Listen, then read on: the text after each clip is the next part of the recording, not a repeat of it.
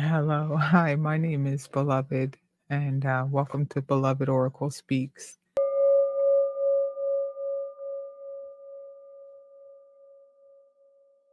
I was just sitting here at my desk reading, and I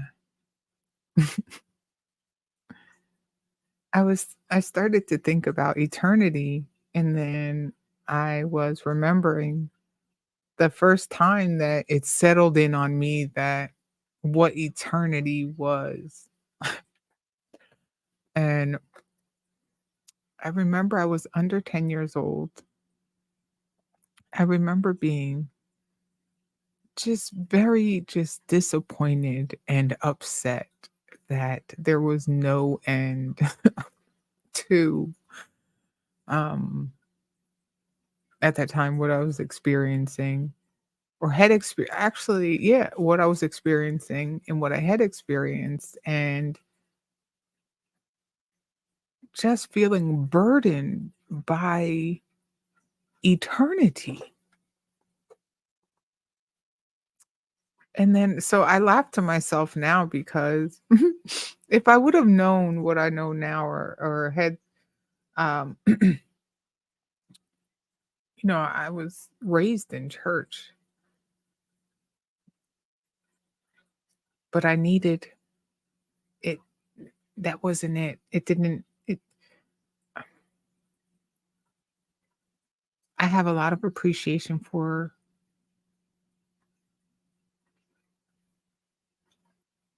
the church for introducing me to a God.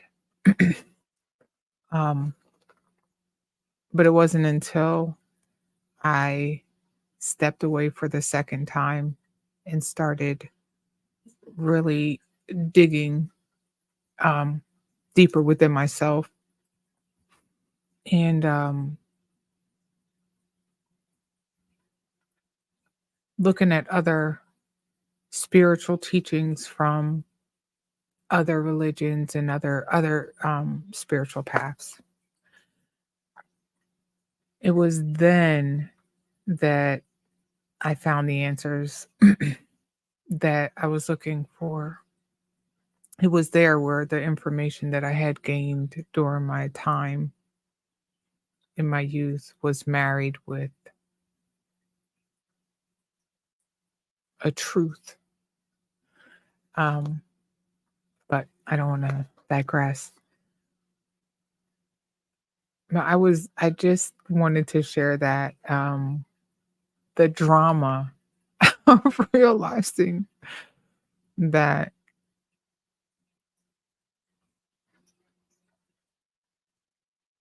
eternity, like, there's no end, you know?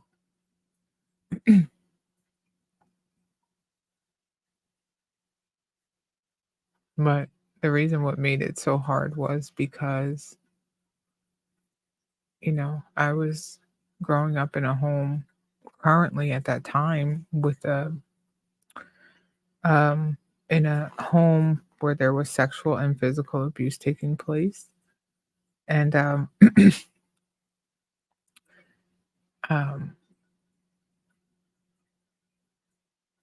I'm sorry, my mind is going blank at the moment. But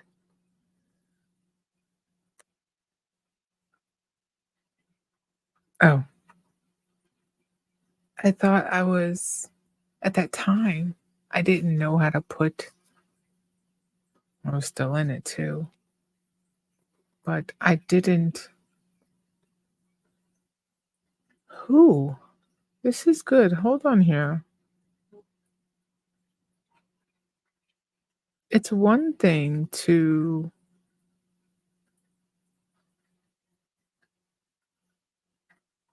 put down the baggage of the past.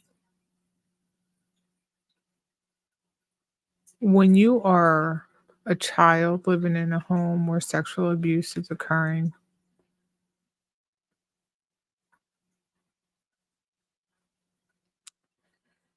whew, if I were an angel visiting my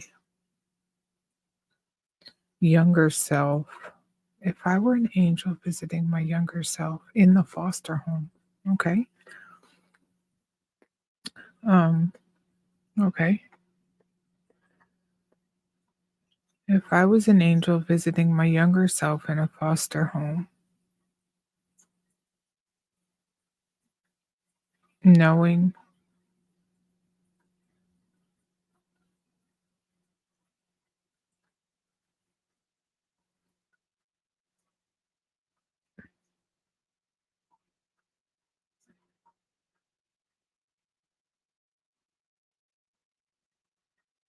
okay,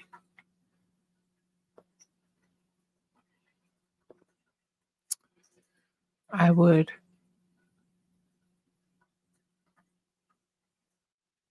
tell my younger self or tell that young person to,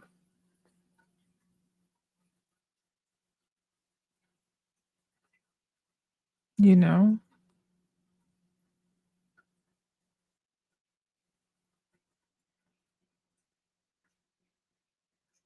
I don't think that at that time,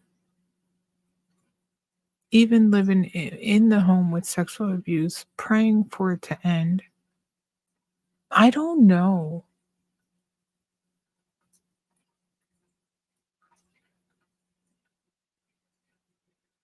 I can't touch it anymore. I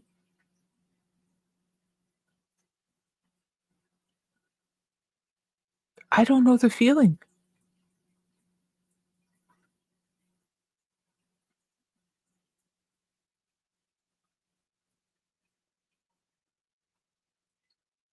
What could I tell her?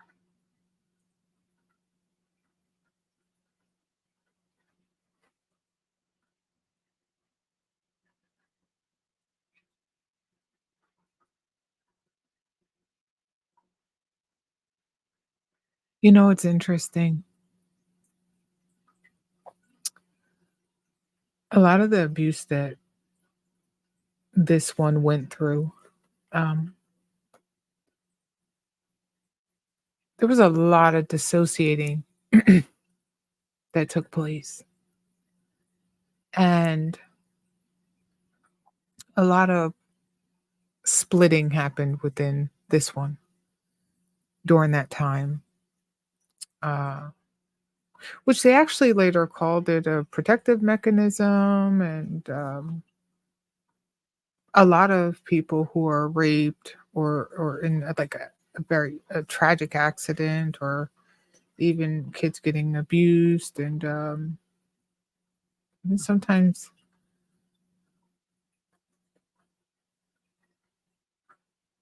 they walk in on something tragic, and then you'll hear a lot of people say, "I was there, but I wasn't there. My mind just." And a lot of my childhood, I did a lot of dissociating, which was taking myself out of myself, away from my physical body in my mind, to be away from the experience that my physical body was going through. Mm.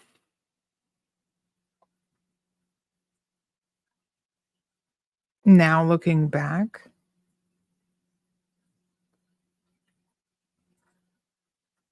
dissociation is a blessing from God.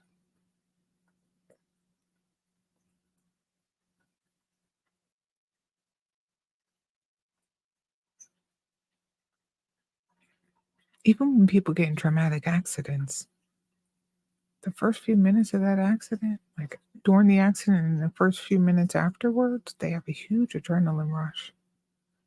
So even though they were in something traumatic, the pain of that came later.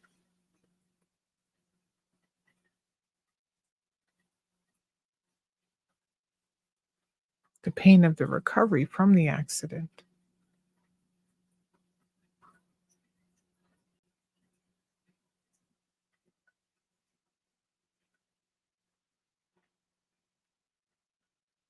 Is it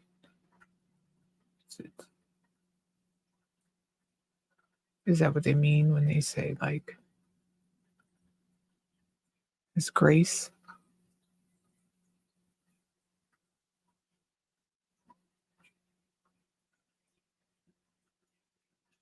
That's a good fail-safe. Dissociation.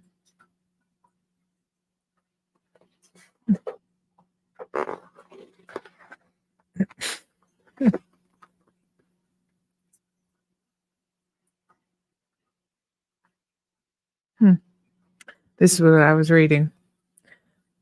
Behold the guide your father gave you, that you might learn you have eternal life. For death is not your father's will, nor yours.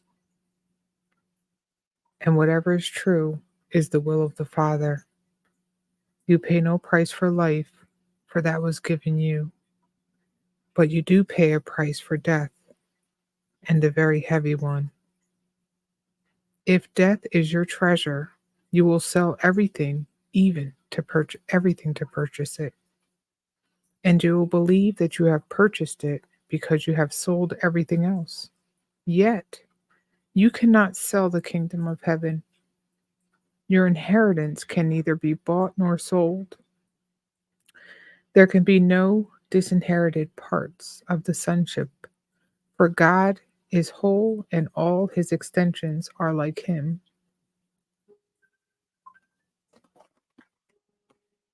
Excuse me. Hey, like I said, I was not planning on recording. So, okay, so I'm back. But I do not know where I was, and I'm not um interested at this time in rewinding and trying to pick up where I left off. I'm just gonna let it be as it is. I do want to say thank you for taking the time to listen to me in this series, God Revealed. Um, I did want to review. It first started with Everyday Miracle cards, which are great. I do read A Course in Miracles. I read a lot of other spiritual books, um, and I really enjoy pondering those with friends. So I thought it would be good to ponder the things that I read here and give my thoughts and opinions on them, or basically whatever really came to mind, um, came through my heart. Anyway, it is my way of sharing my journey and my revelations. um, I do want to say that there are times in my life when I did understand things intellectually, um, but I had not yet realized them for their absolute truth. Um, there was a time where I participated in this exercise of just letting go. It was after watching a video that had Sadhguru in it. And after watching that video, it was like my last step, my last step. Um, so many things had fallen away from me. This I was just carrying around. I was carrying around still the childhood trauma. I had rejected depression. I had rejected so many other things that come from that. However, I still carried it, um, almost still as an offense, even though I had forgiven my father. And, but there was still something there. And when I did this exercise after watching him, so I put down the PTSD and even the memories of the childhood abuse and the anxiety, the fears, the expectations, the judgments I had picked up even in my life, the prejudices, even the relationships that I was in, like everything. I had to just put it down. I didn't leave anyone. I just put them all down being attached to them. Um, and then I was able to put them down. And then I was like, "Wait, you just set those down. You really the realization that I didn't have to pick back up the story or the offense or any of that was so clear. So then it allowed me to begin to fully participate in my life with my family, in my work, in my community. If I decided to engage with grace and love and compassion and detachment.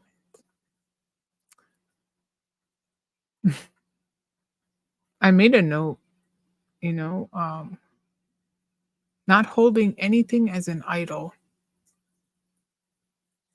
not a thought, not a person, not this body, not my perceived reputation. To be fully engaged and present and remain formless in each moment. Even remain formless when intrusive thoughts or memories attempt to come through.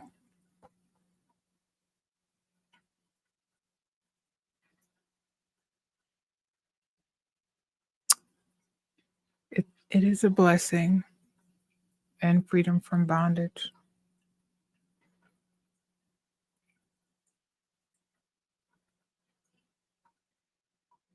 When you remain formless, you won't be distracted.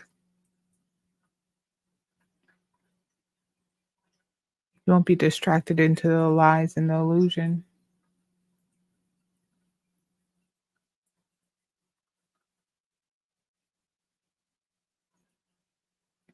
You know, I believe I spoke about this the other day, but that's why forgiveness is so important. Because when you don't forgive, it shows you're still attached to the thing, the error, I'll say.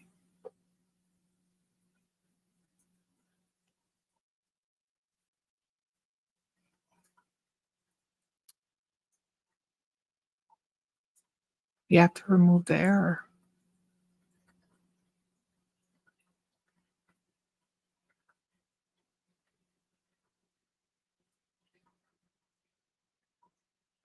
How do you remove the error? Investigate within yourself why you're upset about the thing. Truly upset. Truly, truly upset.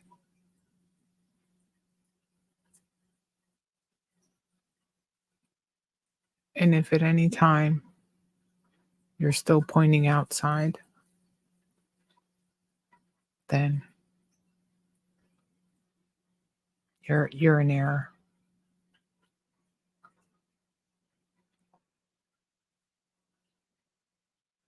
Life happens is the story that we tell ourselves about the happenings.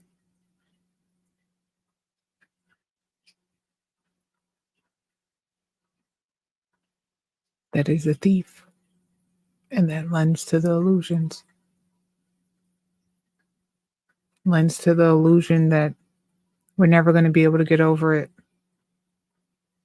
We're not going to be normal, be able to live normal life. We're never going to be able to get over the bad dreams or the startle response.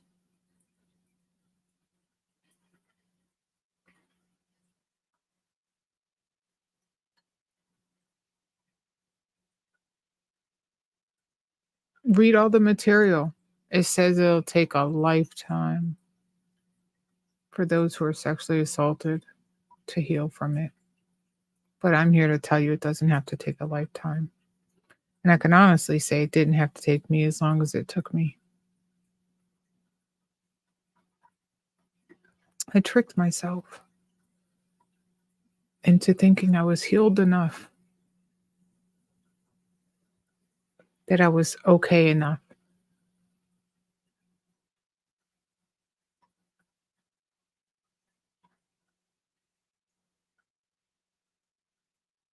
And then at random times, various times,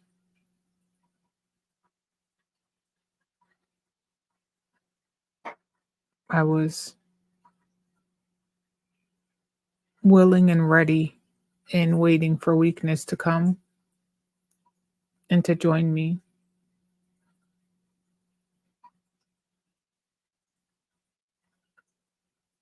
where I wallowed in the past, blamed everything that happened, was happening in my current life on the past, my reactions, my thoughts, the way I viewed things was not from a fresh perspective.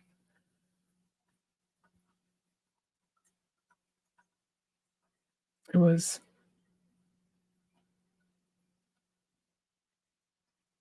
it wasn't from a fresh perspective.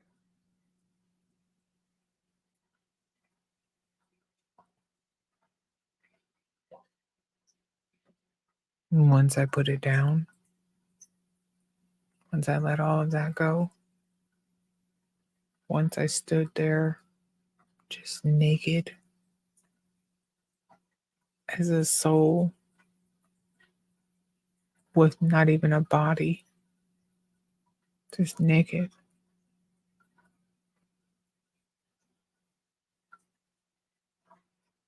that's when I realized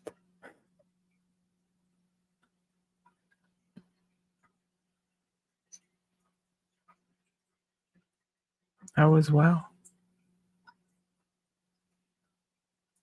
I was shocked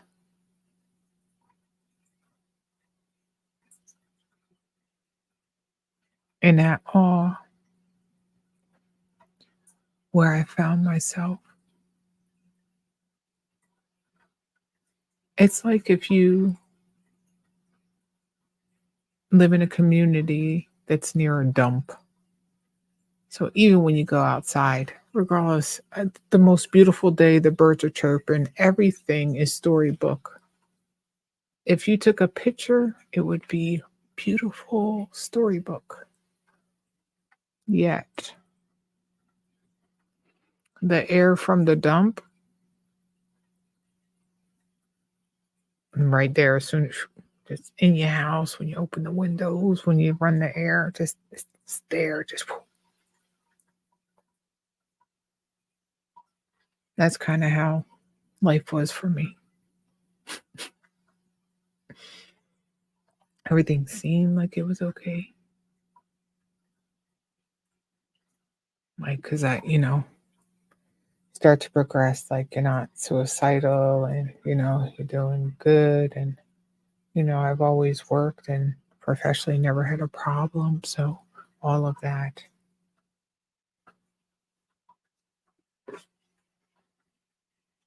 But once, just imagine like one day you just wake up and the dump has no scent. Like you can actually smell the smell of the fresh grass being cut and the flowers and the pizza from the pizzeria on the corner. You know, all of the sweet things in the air, the tasty things in the air, the lovely, just the breeze alone in the air, nothing offensive in the air. That's a nice day. So,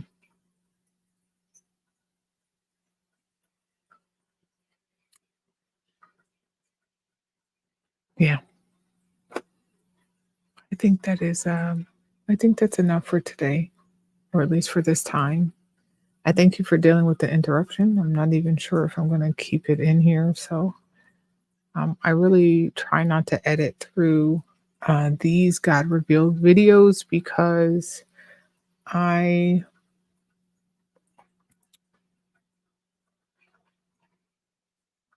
could potentially talk myself out of publishing any one of the videos. Now, one of the things I'm currently working on within myself is I accept myself. Um, and I have been working on being okay with rejection. It has been something that I have been working on with very pleasing results, I must say. Um, so, in one of those ways of eradicating that is by not um, going back through my videos when I do this video and critique um,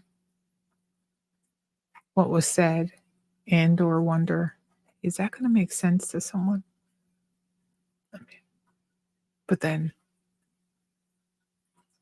the spirit within said, you speak, you speak, and I'll do the rest.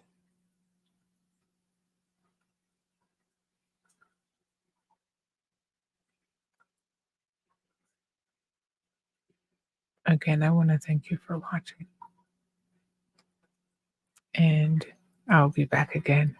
And I hope one day when I'm on live that you can come and sit with me. We can talk, you can ask some questions, and we can get to know each other better.